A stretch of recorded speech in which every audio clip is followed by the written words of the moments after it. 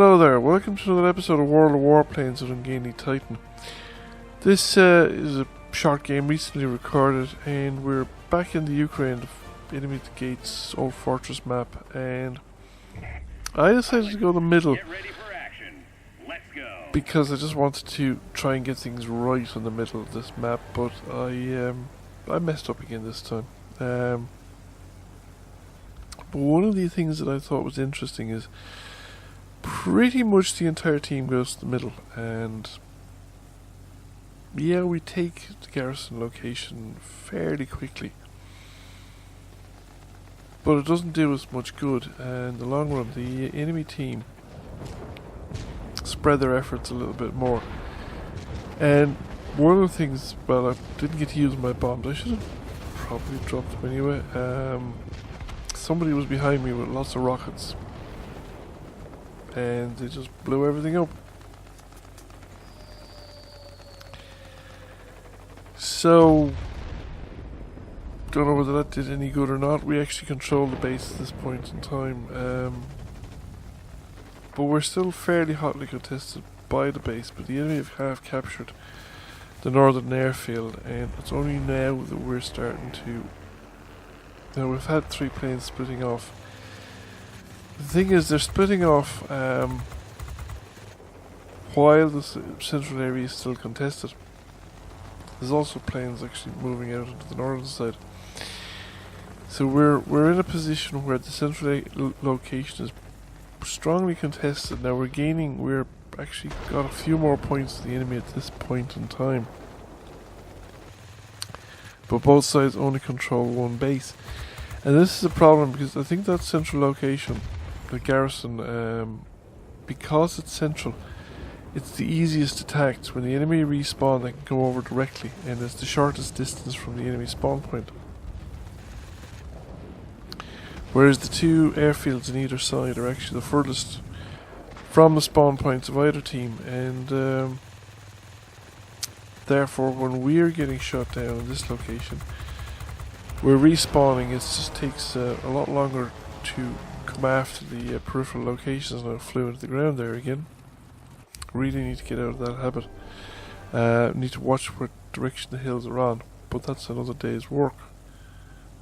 To get back to what I was saying, however, I've respawned here, and by the time I've respawned, and quite a lot of planes have just respawned shortly before, because we have what, 1, 2, 3, 4, 5, 6 planes in transit, which is a substantial proportion of our force. So we lost a lot of planes simultaneously, and in doing so we've lost all 3 locations. And as soon as we lost all 3 locations, you can just see the enemy points just ratcheting up. That red bar on top of the screen is what the enemy need. When they fill that bar, they've won the game, and they are just racking up the points right now, and we're not contesting them. So we're not slowing down the rate of their increase because we're not actually successfully competing for any of the locations. Now we have we obviously some aircraft. We must have some aircraft in the Northern Air Base. I didn't see how many was in there. I should probably have checked the mini-map. We have again some aircraft in the southern location, but we haven't gained control of either location, and we're only now starting to lock control points off the southern airbase to gain control of it. However, until we've actually gained control of it, it's still generating victory points for the enemy team. So we've failed to take the northern base. It's still competing. We're still competing for it, but it looks like we've failed completely at this point. They're now at 100%, and we've just taken this location, but we've lost the central garrison, and the enemy are within a couple of percent of actually completing the game, because that bar is almost full, and any moment now we will have lost the game. It would require us to be able to shoot down all enemy aircraft at this point in time, and I'm not even sure if that would have done us any good, because the squall line hasn't come in. The game's been too short. So with no squall line, the enemy craft would continue to respawn. So I don't think even if we shot down all the enemy aircraft, it would have gained us enough to allow us to fight back in this situation. So what we have is a pretty clear indication that there's a bit of strategy required in this game as well.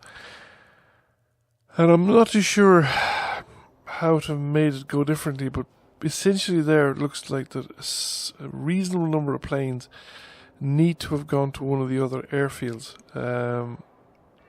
so that we were contesting at least 2 locations strongly at the beginning of the game. If we had taken one of the other airfields, it would have taken the enemy that much longer to gain control of both of our locations, or to prevent us from getting control of one of the other locations, depending on how it had gone. Now, we gained control of the centre. We might have been able to do so with less aircraft. Therefore, we might have been able to, if we had more aircraft diverted to one of the other airfields, gain control of one of the airfields. Be that as it may, it'd be interesting to try and take these lessons into account in future. Anyway, I hope you found the video interesting and enjoyed it. Please give it a like if you did, and a thumbs up. Please give the channel a subscription if you haven't already done so, and I'll catch you all again soon. Bye for now.